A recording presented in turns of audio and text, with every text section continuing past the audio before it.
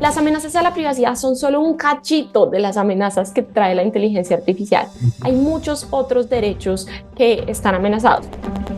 Entonces, esos dos daños o riesgos, la discriminación y la manipulación, que puede que no estén atentando concretamente contra el derecho a la privacidad, pero sí contra los derechos a la igualdad y a la autonomía, también deberían estar llamando la atención de las personas a la hora de hacer ese balance de si entregan o no sus datos. Los datos le dan poder a quien los recolecta. Lo que vemos hoy en día es que casi todo el mundo se está guiando por las leyes de protección de datos personales, ¿sí? En algunos países ya se han empezado a pasar leyes concretas de inteligencia artificial, pero en países en donde no se ha pasado, nos estamos guiando por la ley de protección de datos personales. Y la ley de protección de datos personales trae unos principios básicos. ¿Qué pasa? Esos principios yo hoy en día siento que no nos sirven tanto como antes. El espionaje ha sido una práctica común desde la Grecia antigua hasta los intrincados sistemas de inteligencia moderna. Recordemos cómo el general chino Sun Tzu, famoso por su libro El arte de la guerra, escribía: los dirigentes brillantes y los buenos generales que sean capaces de conseguir agentes inteligentes como espías asegurarán grandes logros. También en la Roma antigua, las intrigas políticas y militares dieron lugar a una red de espionaje sofisticada. El famoso orador Cicerón se quejaba frecuentemente de que sus cartas eran interceptadas. Y otro de los casos más notorios de rebelión contra el imperio fue liderado por Espartaco, un esclavo que se convirtió en un gladiador legendario y a pesar de su derrota demostró que la recopilación de información y el espionaje eran prácticas comunes en la sociedad romana, donde la información era una moneda tan valiosa como el mismísimo oro. Sea en China, en Roma o en cualquier parte del mundo y en general a lo largo de la historia, la información siempre ha sido sinónimo de poder y en la actualidad no estamos lejos de ello. Es más, grandes empresas hoy por hoy se baten en luchas constantes por saber más de ti que incluso tú mismo.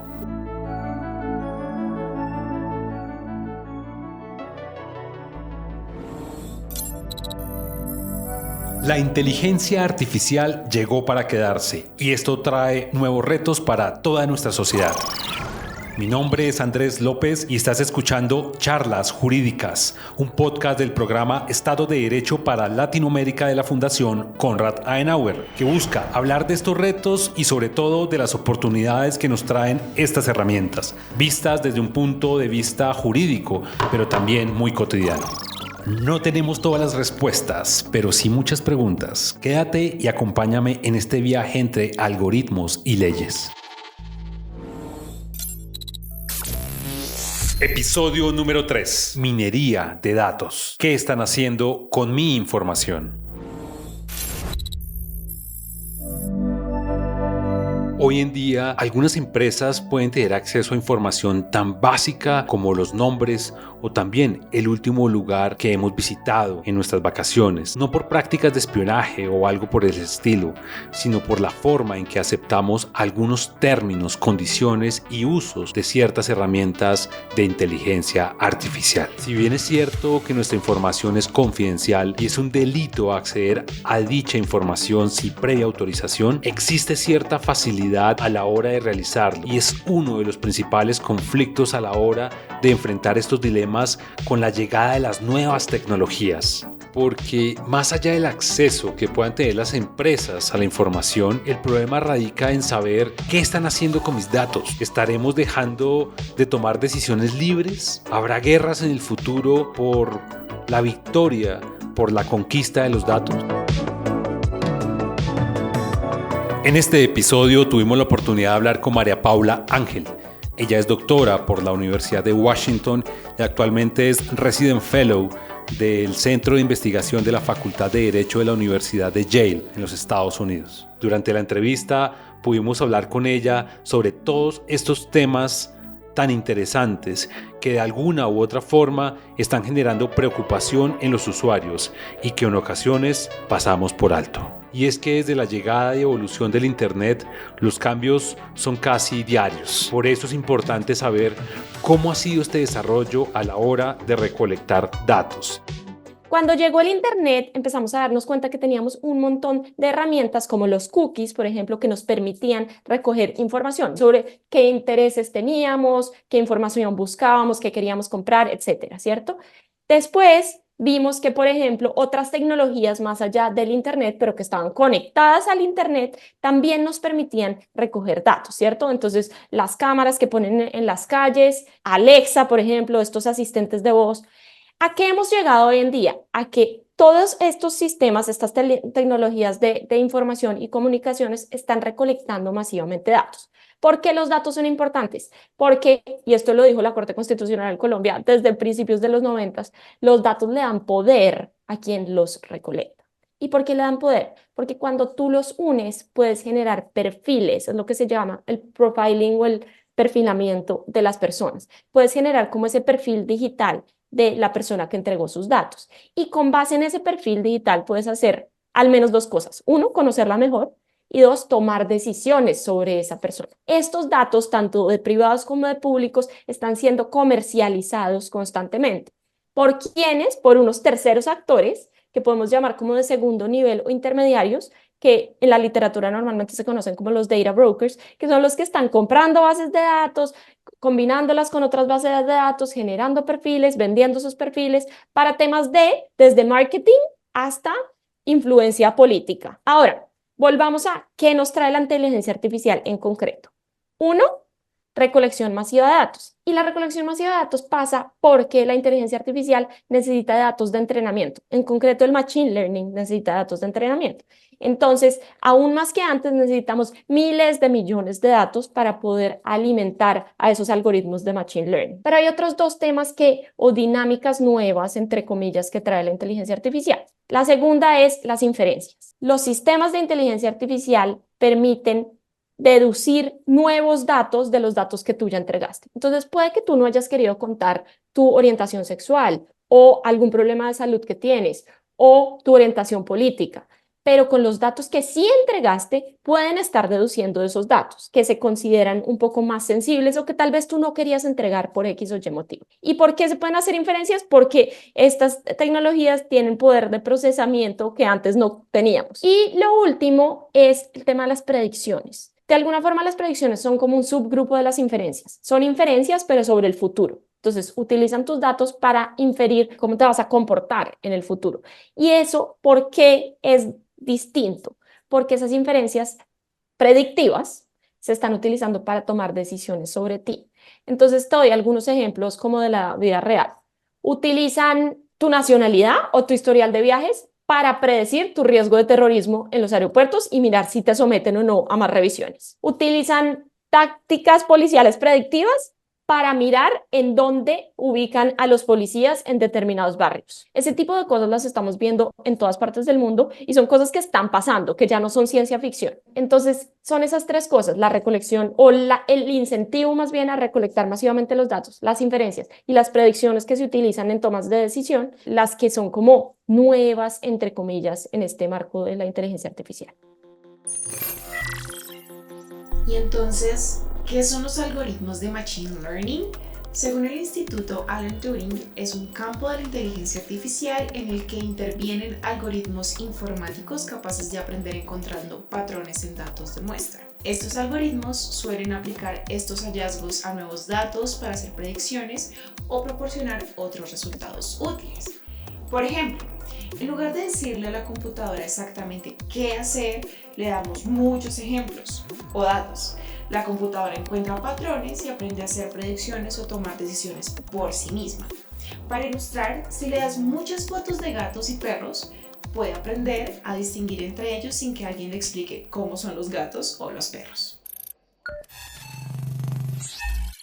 Las preocupaciones sobre la privacidad y la protección de datos han llevado a la implementación de numerosas leyes y regulaciones en todo el mundo. El grupo de ejemplos incluye al Reglamento General de Protección de Datos en la Unión Europea y a la Ley de Privacidad del Consumidor del Estado de California en Estados Unidos. Estos marcos normativos establecen estándares estrictos para la recopilación, el almacenamiento y el uso de datos personales. Sin embargo, estas normatividades no parecen ser suficientes para generar la confianza y la seguridad que los usuarios demandan. ¿O acaso, pregunto, quién de ustedes se ha detenido a leer cada uno de los contenidos, de los términos y condiciones que se nos imponen a la hora de acceder a alguna aplicación? Pero si te soy sincera, el consentimiento no resuelve el problema. No lo resuelve porque mucho de lo que vemos, o si tú has viajado a Europa, te darás cuenta que allá te salen esas cajitas en donde te dicen, queremos tratar sus datos, ¿lo acepta o no? Y la mayoría de la gente sin leer dice, sí, acepto y sigue con su vida. Y sí acepto por varias razones. Uno, porque nosotros no tenemos tiempo de leer cada una de las políticas de privacidad de cada una de las páginas y de aplicaciones y de tecnologías con las que interactuamos día a día, ¿cierto? Pero dos, porque así las leyéramos, en muchas de esas políticas están muy poco especificados los usos. ¿Listo? Dicen, se lo compartiremos a terceros. Ni idea si el tercero es el gobierno de Colombia o si es un socio estratégico, quién será. Y es que realmente, y esto es un poco lo que estamos tratando de hacer acá en este podcast como a nivel pedagógico, muchas de las personas no saben qué pasa tras bambalinas, no saben cuáles son los posibles riesgos de entregar esos datos. Entonces, si tú haces como el balance de costo-beneficio, pues es como, pues me da más beneficios entrar a esa aplicación o entrar a esa página que los costos, porque realmente muchas personas no saben cuáles son los riesgos o los costos. Como lo dice María Paula, hay que tener cuidado. Pero no todo es malo. Un ejemplo relevante es el uso de la inteligencia artificial en la atención médica. Allí se han desarrollado sistemas para analizar datos médicos de pacientes y proporcionar diagnósticos y tratamientos personalizados en tiempo récord. Sin embargo, este uso plantea importantes preocupaciones éticas y legales sobre la privacidad y la seguridad de los datos en materia de salud. La relación entre inteligencia artificial y privacidad es compleja y multifacética. Si bien la inteligencia artificial ofrece grandes promesas en términos de avances tecnológicos, también plantea desafíos éticos y legales que debemos abordar de manera proactiva, porque, por supuesto, estamos hablando de la violación de un derecho fundamental como lo es la protección de datos. Si encontrásemos un equilibrio entre innovación y privacidad, podríamos aprovechar todo el potencial de la inteligencia artificial, mientras, por supuesto, mantengamos una protección irrestricta de los derechos y de la dignidad de los usuarios. Entonces, ¿qué posibles alternativas deberían implementarse para hacer un buen uso de estas tecnologías? Lo que vemos hoy en día es que casi todo el mundo se está guiando por las leyes de protección de datos personales, ¿sí? En algunos países ya se han empezado a pasar leyes concretas de inteligencia artificial. Piensa, por ejemplo, en Perú, que en junio del 2023 pasó una ley sobre inteligencia artificial. Pero en países en donde no se ha pasado, como es Colombia, nos estamos guiando por la Ley de Protección de Datos Personales. Y la Ley de Protección de Datos Personales trae unos principios básicos. Entonces estamos hablando del principio de transparencia, del principio de finalidad restringida, etcétera. ¿Qué pasa? Esos principios yo hoy en día siento que no nos sirven tanto como antes. Y te doy un ejemplo, el principio de finalidad restringida. El principio de finalidad restringida dice que esa persona que recolecta los datos, ponle Google, solo los puede utilizar para la finalidad que establezca concretamente en su política de privacidad. ¿Listo? Entonces, solo voy a recolectar tus datos para enviarte publicidad, digamos. ¿Qué pasa? Que en el mundo de la era digital, lo más importante es el valor secundario de los datos, ese valor futuro. Entonces, haz de cuenta, Google se dio cuenta que con esos datos que utilizaba solo para publicidad, puede entrenar un algoritmo para generar un sistema como Gemini. Esos usos secundarios se van a seguir dando, lo queramos o no. Esa es la naturaleza de esta nueva era digital. ¿Listo? Entonces, por eso creo que ese principio, por más que hayamos confiado en él por muchos años, ya no se adapta, o de otra forma podríamos decir, es obsoleto para esta era. Pero eso, y quiero ser súper clara, no quiere decir que entonces vamos a dejar desprotegidos a los ciudadanos, ¿cierto? A lo que invito a tanto a las mismas compañías como a las organizaciones que están promoviendo que estas compañías sean más responsables, es a que pensemos, como a que pensemos por fuera de la caja. Y en estos años que llevo estudiando estos temas desde Estados Unidos, me ha parecido muy interesante ver que en la literatura gringa hay una idea que en alguna medida es innovadora. Ya lleva varios años, puede llevar 10 años en la literatura, pero es esta idea de considerar a estas grandes compañías como personas que deben estar sujetas a lo que se conoce en derecho como los deberes fiduciarios. Creo que para entender mejor esto, María Paula, sería bueno abordar la pregunta de qué deberes fiduciarios ayudarían al usuario. Uno de los deberes fiduciarios, y quiero hacerlo lo más simple que se pueda, es el deber de lealtad. El deber de lealtad consistiría, si se lo aplicamos a estas compañías, en que la compañía siempre actuará en el mejor interés del usuario. ¿Ok? En otras palabras, tiene el deber de respetar el interés de María Paula Ángel, que le acaba de dar sus datos, absteniéndose de desarrollar cualquier tipo de acto que le ocasione daño a María Paula Ángel o que lesione los intereses de María Paula Ángel. ¿Eso qué quiere decir en la práctica? Que si él va a usar mis datos para, por ejemplo, alimentar un sistema que me va a beneficiar de alguna manera, bienvenido, que me va a ofrecer mejores precios, que me va a dar más oportunidades de tener mayor acceso a información, bienvenido. Pero, por ejemplo, si los va a utilizar para discriminarme o para manipularme y hacerme actuar en contra de mi voluntad, en detrimento de mis intereses y en beneficio de los suyos, pues debería abstenerse de hacer. ¿Listo? Entonces, el debate de si esto va a llegar o no a ser vinculante algún día, este deber de lealtad, pues es difícil de saber. En Estados Unidos han tratado de meterlo en algunos proyectos de ley. En Colombia yo no he visto que eso todavía pase, no quiere decir que no esté, pero no lo he visto. Pero más allá de eso, si yo fuera una compañía que estoy tratando datos personales, incluiría este deber de lealtad dentro de los principios rectores para que la compañía actúe. Así como estoy incluyendo el de transparencia, incluiría ese valor de la lealtad a mi usuario, de tratar de actuar siempre en beneficio y no afectar los intereses del usuario. Considero que es importante ver todas estas herramientas como lo que son, un mecanismo usado por nosotros que plantea, por supuesto, desafíos y oportunidades. Por un lado, se puede aprovechar la capacidad de la inteligencia artificial para analizar grandes cantidades de datos que incluso conducir a avances significativos en campos como la medicina, la investigación científica y la atención al cliente. Pero por otro lado, como muchos productos que usamos mal, la inteligencia artificial plantea preocupaciones sobre la protección de datos personales y la posibilidad de que ocurra la llamada discriminación algorítmica. Todo el mundo habla de la privacidad y de la protección de datos personales, ¿cierto? Y en efecto, la privacidad se está viendo amenazada por varias razones y te doy varios ejemplos. Primero, por la pérdida de anonimato. Vuelvo al tema de una de las tecnologías de inteligencia artificial, que es el reconocimiento facial. Antes, cuando tú salías a la calle, tenías entre comillas la garantía del anonimato. Nadie sabía quién eras en el espacio público. Hoy en día eso no es así. ¿Por qué? Porque hay cámaras que tienen un sistema de reconocimiento facial, que es inteligencia artificial, que permite conocer quién eres. Y eso para nosotros, la gente del común, puede que no sea grave, pero si tú sales a protestar en la calle, tal vez sí te interesa tu anonimato. Otro tema es la reidentificación. Nosotros en la privacidad hemos siempre recurrido a una herramienta que solía ser como segura, que era el tema de la anonimización, ¿cierto? Entonces, ok, si los datos están anonimizados, ya no importa, ya no son privados, ya no son personales, se pueden usar libremente. Bueno, pues resulta que en este nuevo mundo de la inteligencia artificial, muchos de esos datos anonimizados se pueden reidentificar. Y la tercera amenaza es lo que ya hablé de las inferencias.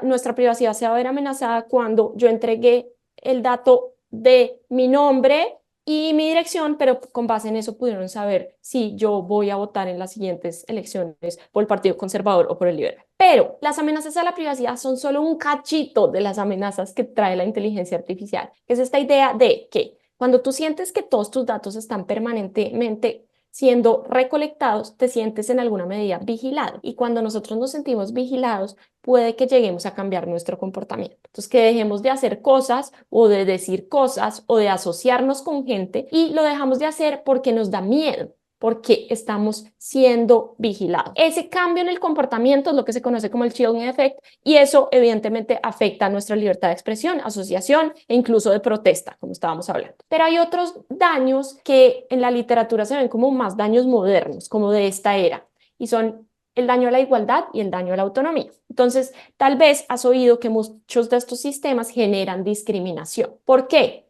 Porque se elaboran perfiles de personas y con base en eso se les da un trato desigual. Piensan en que lo discriminan a uno porque generaron un perfil en donde saben mi raza o mi género. ¿Eso por qué es especialmente problemático en estos sistemas? Porque muchos de estos sistemas de inteligencia artificial no tienen transparencia, por lo que se conoce como la caja negra de estos sistemas. Entonces, ni siquiera sus desarrolladores los entienden. Y también suele suceder que a veces, así no usen tu dato de raza, están utilizando un dato intrínsecamente conectado a tu dato de raza, que es lo que se conoce como los proxies. Entonces, por ejemplo, en Estados Unidos es muy común que puede que no se esté utilizando el dato de que la persona es negra, pero se utiliza su código postal. Y el código postal está íntimamente relacionado con el hecho de que hay ciertos barrios que son primordialmente de personas de raza negra. Además de los cambios de actitud que pueden presentar los usuarios, también hay cambios en los comportamientos por parte de los algoritmos, particularmente cuando usamos nuestros dispositivos. Por ejemplo, ustedes me creerían que hay usuarios que han identificado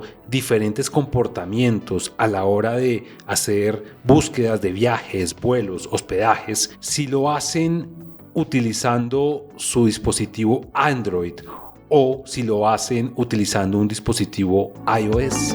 La pregunta que queremos en el fondo transmitir y que nos hacemos desde estos micrófonos es si el usuario tiene desventajas al usar ciertos servicios por causa de los dispositivos que tiene en sus manos. Pero esto es solamente la punta de un gran iceberg, porque por supuesto presenta retos mucho más profundos y más complejos. Por ejemplo, cuando estamos próximos a elecciones en nuestra comunidad, en nuestro departamento, en nuestro país. Allí, las preferencias de los usuarios y el rol que podrían llegar a realizar los algoritmos es completamente definitivo para la sociedad política. Y el daño al derecho a la autonomía sucede por prácticas manipulativas que también estamos viendo que hoy en día se dan basadas en datos y basadas en la inteligencia artificial. Entonces, ¿qué pasa? Todas estas compañías tienen un montón de datos tuyos, información personal, tienen herramientas de minería de datos y además lo unen con tácticas propias de las ciencias cognitivas y conductuales, tácticas de la psicología tradicional, para influir de manera inaceptable en tus decisiones. Entonces, te conocen tan bien y al detalle que pueden saber en qué momento estás bajo vulnerabilidades cognitivas, ya sea para dirigirte, por ejemplo, una publicidad cuando estás más susceptible a comprar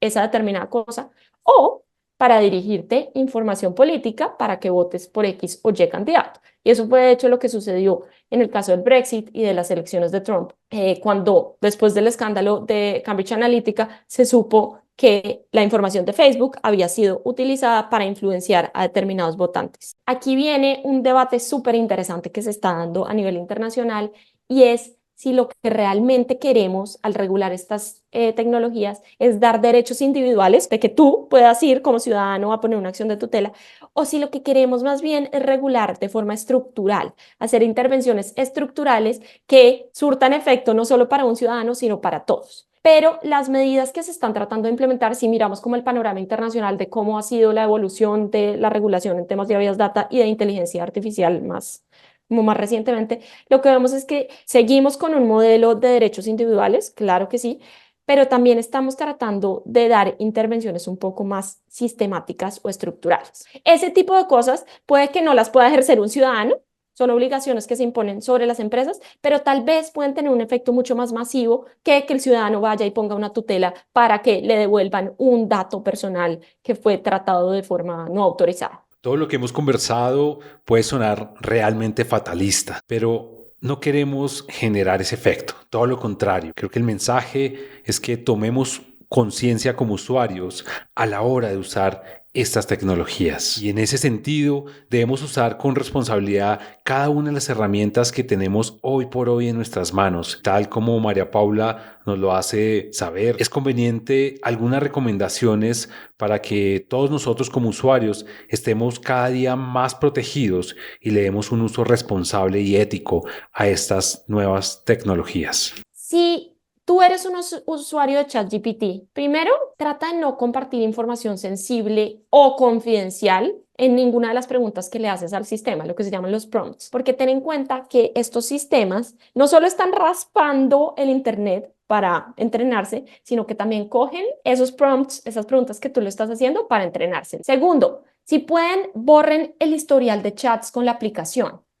Si ustedes no lo borran, se queda ahí indefinidamente. Si lo borran, depende de la aplicación, ¿no? Y ustedes saben que las políticas de ellos cambian todo el tiempo. Pero hasta la última vez que yo lo revisé, si ustedes lo borran, solo quedarán guardados en los sistemas de ellos por 30 días. Y lo último es si pueden, creen correos independientes para crear las cuentas dentro de estos sistemas, porque tengan en cuenta que la información que ustedes entregan en esas preguntas se linkea con su correo. Y normalmente nosotros tenemos el correo atado a muchas cosas, a las cuentas de banco, etc. Ahora, en general, una regla de vida que yo tengo y que trato de compartir con mis conocidos y con mis amigos. Obviamente estamos en una era digital, no nos podemos volver una persona de las cavernas, pero en lo posible, traten de abstenerse de entregar datos biométricos. ¿Qué son los datos biométricos? Son los datos personales relativos a las características únicas que ustedes tienen. Pueden ser características físicas, fisiológicas o asociadas al comportamiento. Entonces piensen, por ejemplo, en las huellas dactilares, la voz, su iris, su retina, sus patrones faciales, la geometría de sus dedos y sus manos. Esas cosas son únicas. ¿Y por qué son tan importantes? A diferencia de su nombre o su correo electrónico. Porque uno, permiten el reconocimiento inequívoco de personas y segundo, porque a diferencia de mi nombre o de mi dirección de correo electrónico, no se pueden cambiar. Y el problema es que muchos de esos daños de los que yo te hablé, como la discriminación o la manipulación, etcétera, son daños que no se ven en este momento y no sabemos cuándo pueden llegar a pasar. Entonces, en alguna medida, son como los daños ambientales, ¿no? A mucha gente no les importa porque no lo ven en el presente. Pero si tienes conciencia ambiental, sigues igual cuidando el agua o reciclando, ¿sabes? Así no es que mañana nos vayamos a quedar sin oxígeno. Lo mismo pienso de la privacidad. Así sean datos tan lejanos, pues deberías tomar ese tipo de medidas como reciclar o cuidar el agua, porque en un futuro puede ser perjudicial para ti o para tus familiares. Y aquí cierro con esto. Muchos de los datos no son solo individuales, es lo que se conoce como el carácter relacional de los datos. Cuando tus datos son incluidos en perfiles, mis datos alimentan perfiles de personas que tienen un doctorado o de mujeres latinas o de abogadas. Entonces, cuando yo estoy dando mis datos, no solo estoy afectándome a mí, sino a las personas que pueden hacer parte de esos perfiles poblacionales. Por eso creo que si algo vas a proteger, trata de proteger al menos tus datos biométricos. Bueno, ya hemos examinado ampliamente qué tanto podemos hacer nosotros como usuarios para protegernos. Pero la pregunta es, ¿qué están haciendo los gobiernos para regular, ayudar y proteger a todos los usuarios al enfrentarse a estas nuevas tecnologías? Muchas gracias a María Paula por todas las recomendaciones, han sido realmente muy importantes y nos ha ayudado a crear conciencia de cómo debemos utilizar estas herramientas tan a la mano hoy por hoy. Sin lugar a dudas, seguiremos examinando los riesgos, pero también las posibilidades que tenemos frente a esta era digital que vivimos. Y a ustedes les agradecemos como siempre la sintonía y les recomendamos que no se pierdan el siguiente episodio de el podcast del programa Estado de Derecho para Latinoamérica de la Fundación Konrad Adenauer. Nos escuchamos hasta entonces.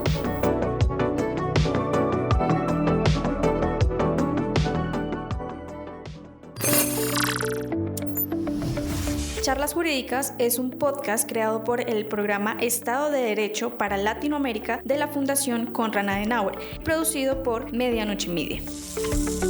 Guión y dirección a cargo de Giancarlos Rosas y Alejandra Ortiz. Edición por Giancarlos Rosas. Revisión editorial Juan David Gutiérrez y Felipe Franco. Voces adicionales María del Mar Ramírez y Gabriela Jerez. Host Andrés López. Coordinación del proyecto Paulo Cañón.